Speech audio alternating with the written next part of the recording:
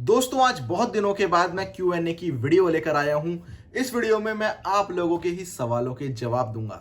देखो ये video important क्यों होती है, क्योंकि इसमें जो डाउट्स होते हैं ना वो क्लियर होते हैं। हो सकता है कि कोई ऐसा क्वेश्चन हो उसके बारे में आप लोगों को भी ना पता हो, तो आप लोगों को नॉलेज मिलती है।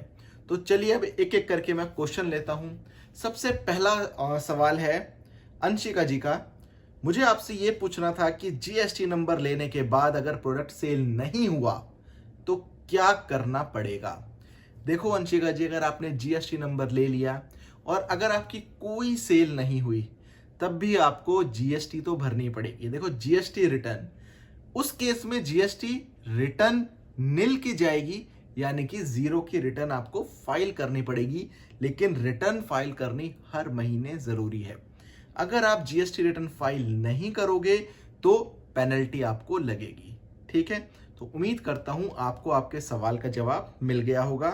अब चलते हैं अगले क्वेश्चन की तरफ। अगला क्वेश्चन है सोनू सिंह जी का। सर, ट्रेडमार्क रजिस्टर करके प्रोडक्ट लिस्टिंग करने के बाद प्रोडक्ट और उनके बॉक्स में ट्रेडमार्क लेवल नहीं लिखा रहे तो कोई इशू भी होता है? Please reply sir. देखो, अगर आपने ट्रेडमार्क रजिस्टर करवाया और प्रोडक्ट के ऊपर या उसके बॉक्स के ऊपर उस ट्रेडमार्क का नाम नहीं लिखा, कोई इशू नहीं है। लेकिन इशू कब आएगा? इशू तब आएगा कि सपोज करो कि आपका प्रोडक्ट रिटर्न वापस आ गया और वो डैमेज होके आया, और डैमेज होके आने के बाद आप चाहते हो यार कि मेरे को तो इसका पैसा मिलना चाहिए कंपनी से, क्योंकि मैंने तो प्रोडक्ट ठीक भेजा था। अब डैमेज होके आए, मेरी गलती थोड़ी ना है, तो कंपनी मुझे इसका पैसा देगी, बिल्कुल देगी। कंपनी बोलेगी ठीक है, आप एक काम करो, आप अपने प्रोडक्ट की फोटोज हमें क्लिक करके भेजो, और जहां पर कहीं पर भी अगर आपके ब्रांड का नेम मेंशन है तो उसकी फोटो जरूर भेजना। अब आपके ब्रांड नेम मेंशन नहीं है तो आपको उस केस में रिफंड नहीं मिलेगा, आपको पैसा कंपनी नहीं देगी। और ऑब्वियस सी बात है, अगर कहीं पे भी ब्रांड नेम मेंशन नहीं होगा तो कस्टमर के मन में भी कहीं ना कहीं डाउट रहेगा कि यार मैंने तो इस ब्रांड का मंगवाया था लेकिन इसके ऊपर तो कोई नाम ही नहीं लिखा। तो बेटर ऑप्शन यही है कि कहीं ना कहीं अपने ब्रांड का लेबल लगाओ, कहीं ना कहीं अपने ब्रांड का नेम मेंशन जरूर करो। तो चलते हैं अब अपने तीसरे क्वेश्चन की तरफ। दोस्तों तीसरा क्वेश्चन है कुलदीप जी का। कुलदीप जी पूछते हैं, सर जी, जैसे एक बार गोल्ड में आने के बाद वो अकाउंट हमेशा गोल्ड की कैटेगरी में ही रहेगा?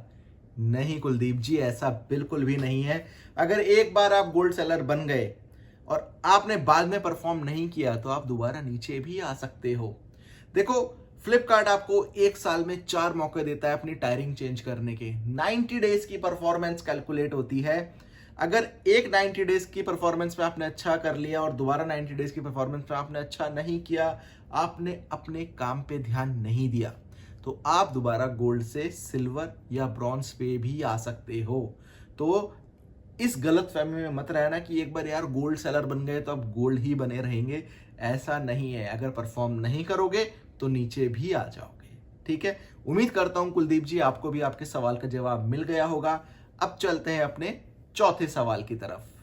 दोस्तों चौथा सवाल है प्रियंका जी का। थोड़ा बड़ा सवाल है, इसको ब्रेक करके मैं बताऊंगा।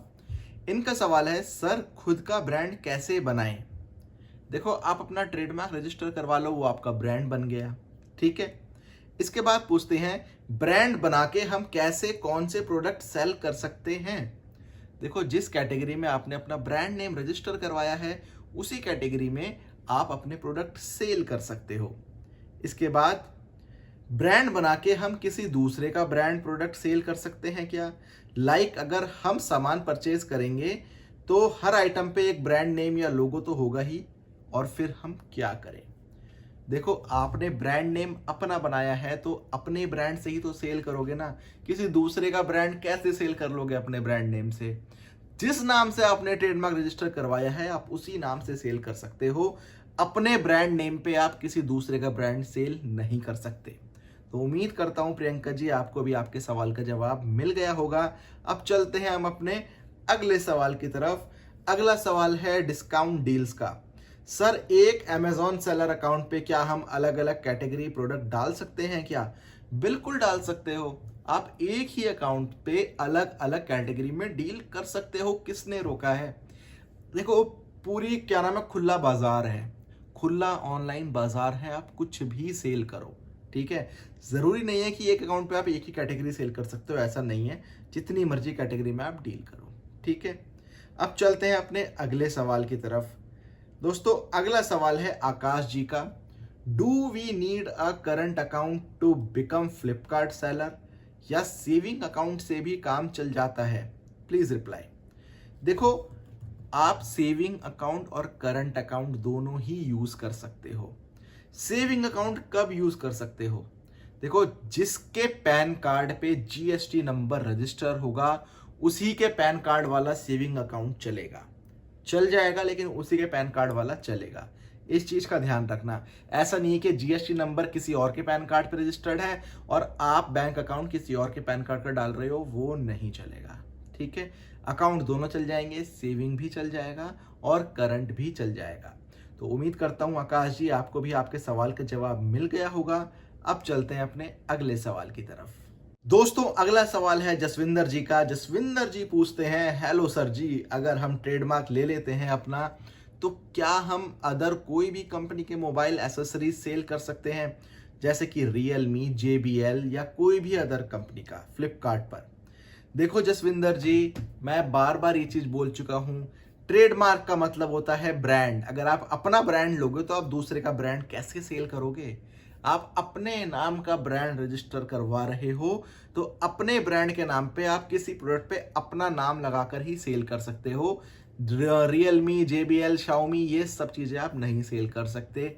अगर आपको ये सब चीजें सेल करनी है तो कंपनी से ब्रांड ऑथराइजेशन लेटर लेकर आना पड़ेगा या इनके ऑथोराइज्ड डीलर से बिल लेना पड़ेगा। मेरी बात को ध्यान से सुनो, ठीक है। तो दोस्तों ये थी मेरी वीडियो Q&A के ऊपर। बहुत सारे लोगों के सवाल लिए मैंने, ठीक है। आप भी ऐसे ही कमेंट्स करते रहे, आपको कोई डाउट हो तो जल्द से जल्द ज़्यादा से ज़्यादा सवालों के जवाब देने की मैं कोशिश करूंगा। तो अगर आप लोगों को ये वीडियो पसंद आई हो तो वीडियो को लाइक कीजिए और मेरे चैनल को सब्सक्राइब कीजिए। मिलते हैं अगली वीडियो में किसी और नए फ्रेश टॉपिक के साथ, तब तक के लिए धन्यवाद।